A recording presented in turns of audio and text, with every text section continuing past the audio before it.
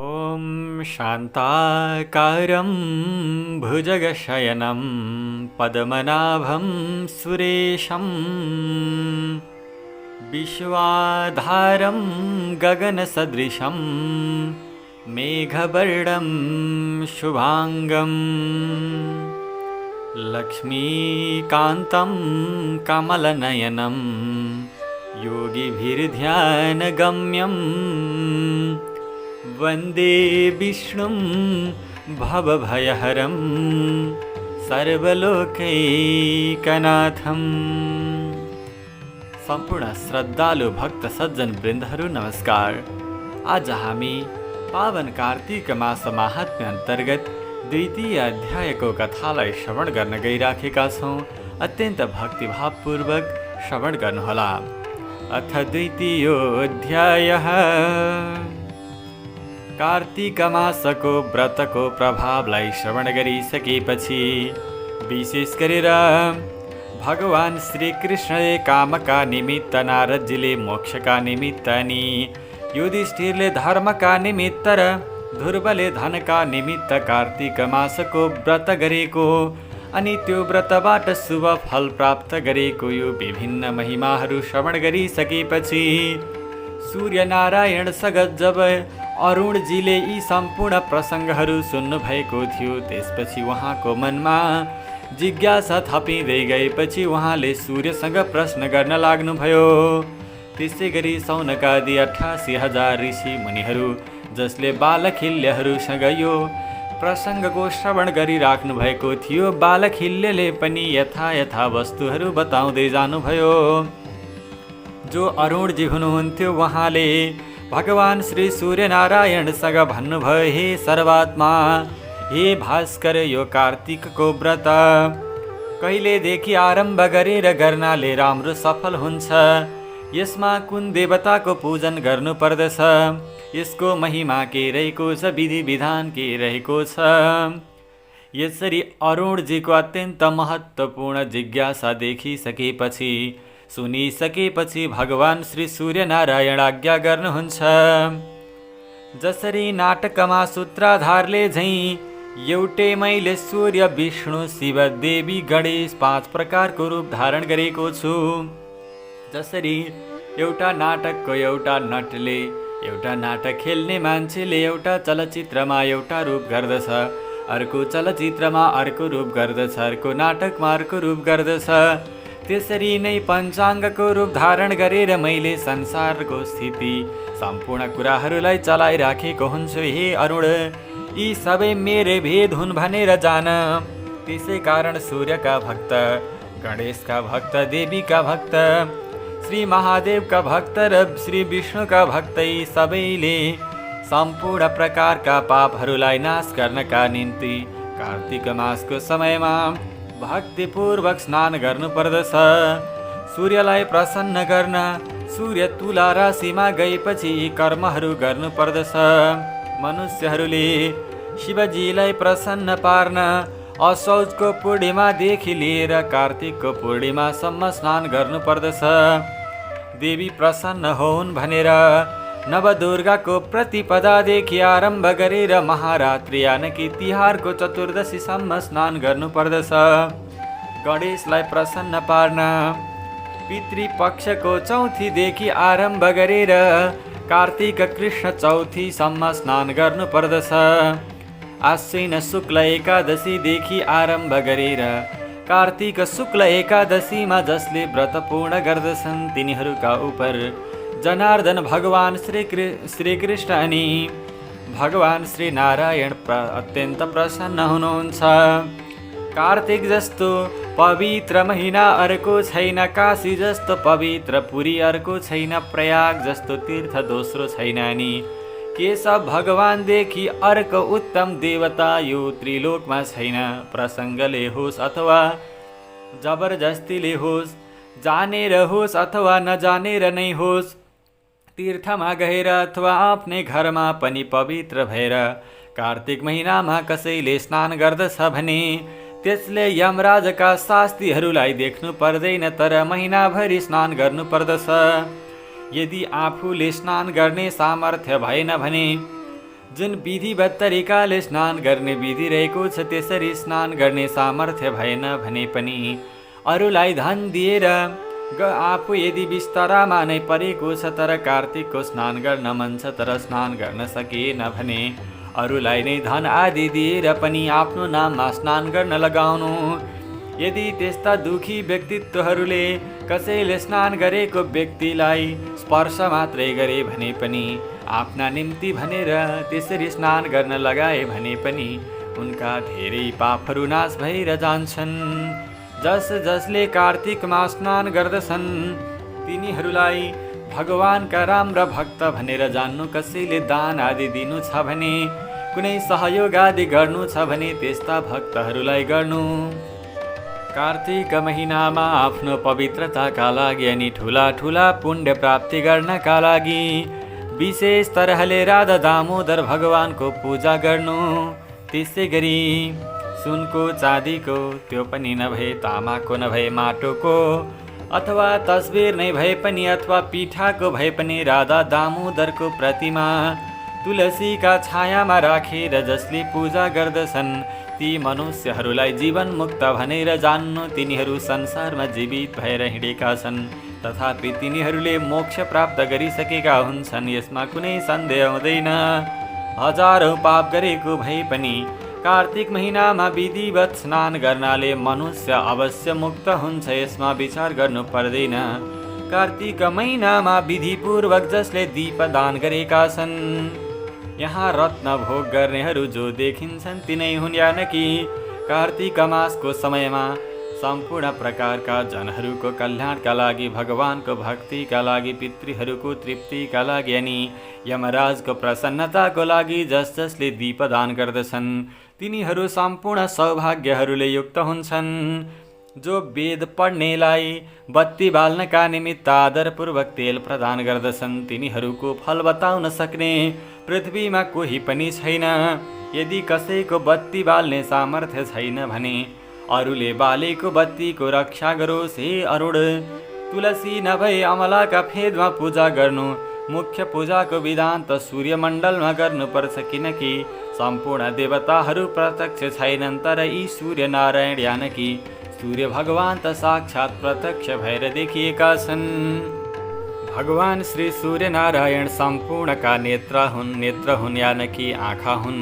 यिनले मरेको जगतलाई समेत बचाउँछन्। रुद्र आदि सबै देवताहरू यिनकै अंशबाट पैदा भएका हुन्। यी प्रत्यक्ष सूर्य भगवान चारै वेदद्वारा स्तुति गरिएका छन्, यानकि गाइएका छन् र सबै देवताहरू पनि कालका वशमा रहेका छन् भने काल साक्षात् भगवान श्री सूर्यनारायणको वशमा रहेका छन्। सूर्य कालका पनि काल हुन्।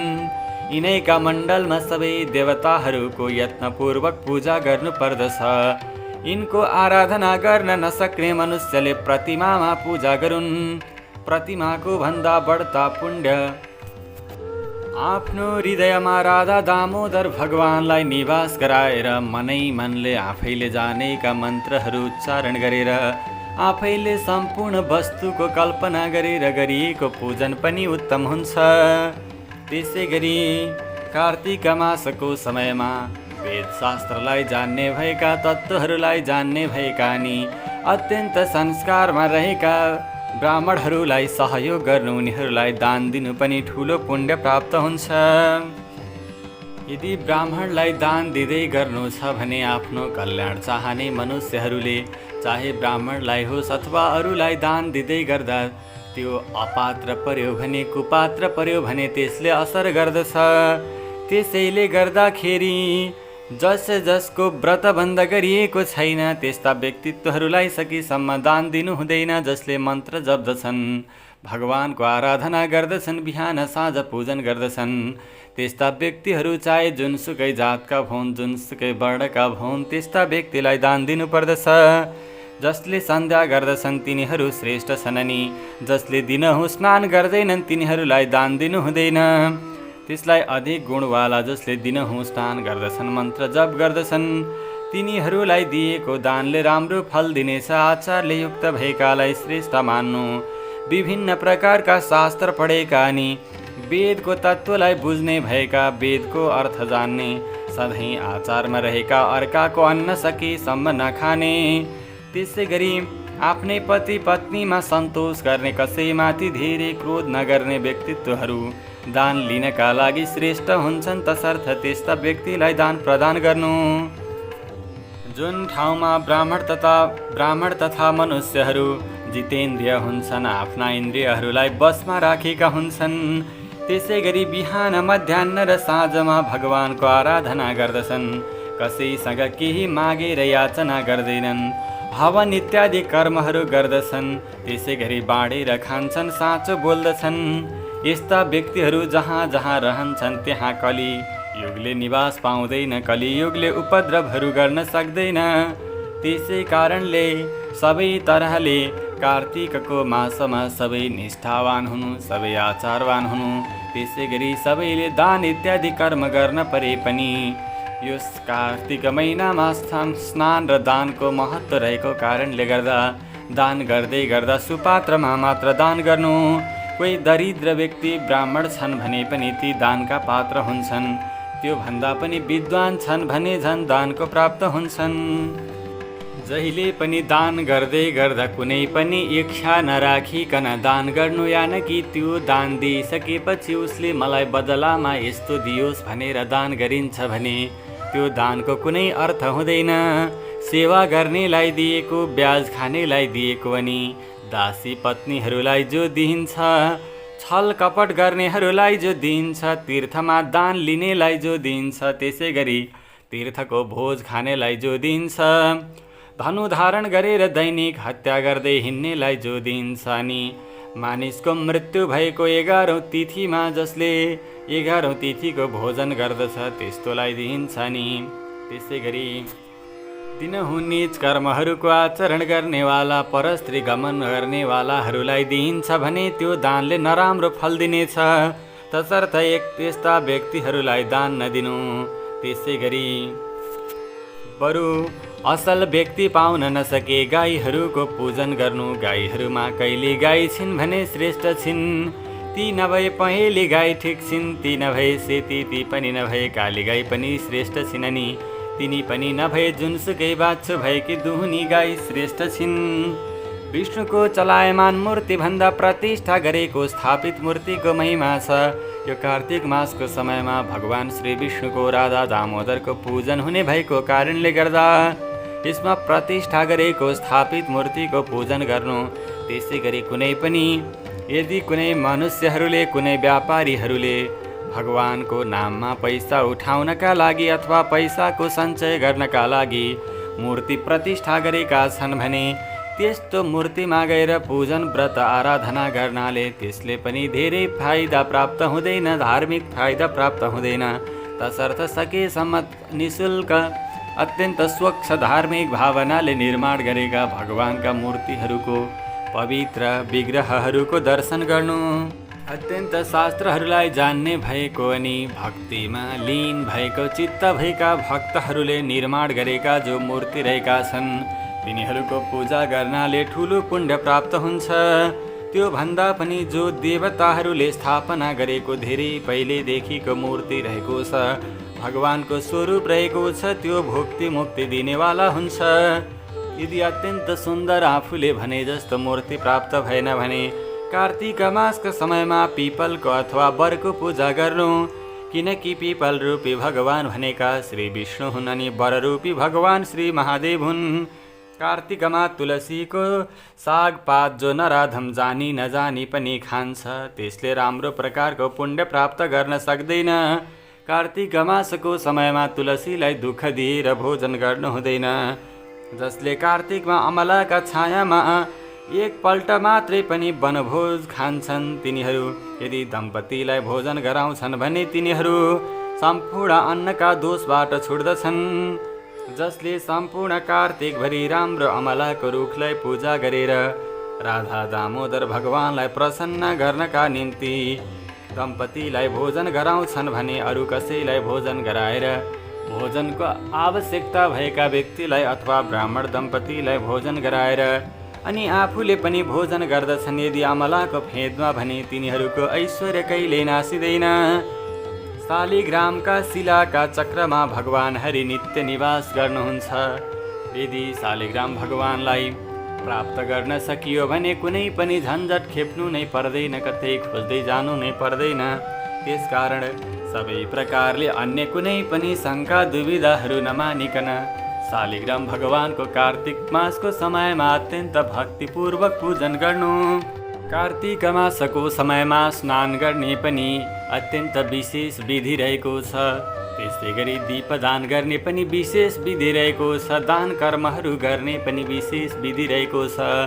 त्यसै गरी उपासना गर्ने पनि विविध विषय रहेको छ। ती सम्पूर्ण कुराहरू श्रवण गर्दै जानुहोस् भनेर बालखिल्यहरूले जुन त्यो भगवान श्री सूर्यनारायणले अरुणलाई बताएको प्रसङ्ग थियो, त्यही प्रसङ्ग ती सौनकादि 88,000 ऋषिमुनिहरूलाई बताएर बाँकी प्रसङ्गहरू अर्को अध्यायमा श्रवण गराउने उद्देश्यतर्फ लाग्नुभयो। जय जय श्री कार्तिक मास माहात्म्ये द्वितीयोऽध्याय। हरये नमः। हवस् त दर्शक महानुभावहरू, आजको यस प्रसङ्गमा हामीले कार्तिक मास माहात्म्य अन्तर्गत द्वितीय अध्यायको कथालाई श्रवण गऱ्यौँ।